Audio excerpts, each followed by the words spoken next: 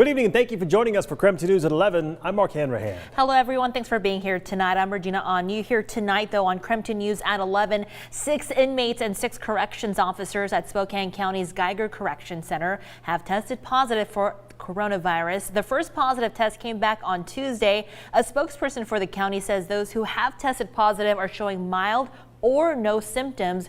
Right now, all inmates are quarantining in one unit while the corrections officers are isolating at home. But I get to talk to the people on the phone. My staff talk to the people on the phone that are sick. And if our public spent a day in our health district talking to people that are sick, I think they'd have a very different perspective on what COVID is in our community. Healthcare leaders in Grant County are sharing their experience battling COVID-19. Just today, the Grant County Health District announced 10 more deaths tied to coronavirus. That follows 8 deaths that were announced just yesterday. Strike teams from the state have now been sent to Grant County to work with healthcare facilities. Contract tracers say some healthcare workers at these facilities did attend a large wedding back in November. However, the district cannot confirm if those employees were responsible for spreading the virus inside the healthcare facilities. We'll have more on this coming up later in our broadcast.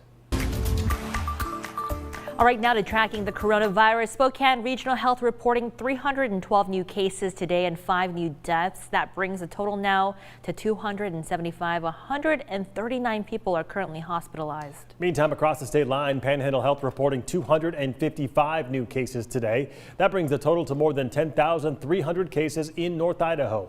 1 new death has been reported for a total of 123. 65 people are currently hospitalized. We know a lot of you have questions about the coronavirus vaccine and when you might be able to get it. Well, right now, a lot of that is still up in the air. So to pin down what we currently know and what we don't know, here's our Casey Decker. The biggest question, of course, when will a vaccine actually become available here in Spokane County?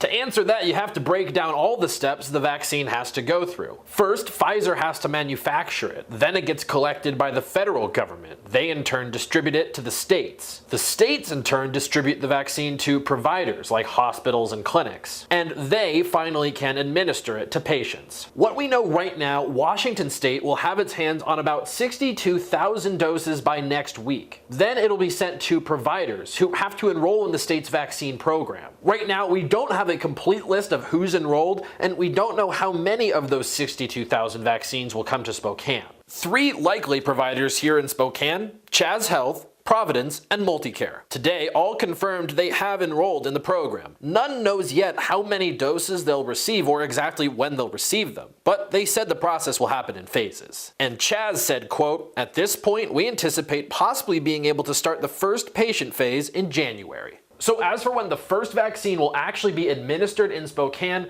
right now our best guess is early January. Of course, only a handful of people will actually be able to get the vaccine at that time, so the next big question is, who gets priority? There aren't any definite decisions made on that either. In fact, multiple teams of medical ethicists are working at the federal level to prepare guidelines for exactly this question. We do know so far that naturally higher risk groups will be prioritized. And we know that the very first priority, aka the people most likely to get access to this first round, fall into one of 2 groups. 1, employees working in healthcare settings where they may be exposed to COVID. 2, staff and residents of long-term care facilities. As for the rest of us, we'll likely still have to wait a little bit longer into 2021.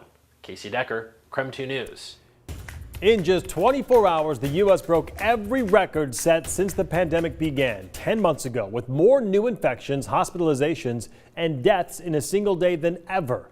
Tonight, President-elect Joe Biden says he'll ask all Americans to wear a mask for his first 100 days in office. Biden also says he asked Dr. Anthony Fauci, the country's top infectious disease expert, to stay on in his administration and serve as his chief medical advisor.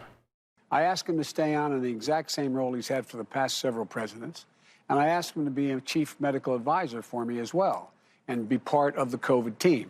As far as relief talks for Americans, Biden says he supports the $900+ billion stimulus package set forth by Democrats. And no matter what happens, he says he'll pursue one when he takes office on January 20th. All right, taking a look at weather now. Hope you're all having a great Thursday night. Well, it feels like someone's been hitting the copy paste button here on the forecast the last couple of days. Meteorologist Michelle Boss reporting now from home. So Michelle, any big changes that we should know about heading into the weekend? Not looking at any big weather changes for this upcoming weekend, which is not necessarily a bad thing unless you're a snow lover and kind of hoping for a little bit more excitement in that department. As usual, kind of checking in on the fog right now because we do have some areas that have seen some reduced visibility, especially out in Coeur d'Alene. That's got a quarter-mile and freezing fog right now. Not doing too bad in the Spokane area, visibility around 8 miles, and mostly clear elsewhere. Tri-Cities down to 2 miles right now. Going to keep a watch on this. Could see some fog again tomorrow morning, but it looks like it should burn off for the afternoon. Really, the only excitement weather-wise going on right now across the region is this band of clouds moving from west to east across the inland northwest. Don't get too excited about the snow and rain you're seeing show up. There might have been a flake in Wenatchee, Ephrata, in that area, Ellensburg, but pretty much just a band of clouds pushing through, and that'll be out of the way by tomorrow morning. Temperatures very similar to where they were at this time last night, so we're looking at similar temperatures for tomorrow morning and tomorrow afternoon. Next 12 hours shows those clouds will be out of here and we'll see the sunshine again by about 9 o'clock tomorrow morning. Looking at patchy fog and then sunshine right on into the weekend, so high temperatures pretty much the same. Copy paste Friday, Saturday, and Sunday. All right, Michelle, thank you very much.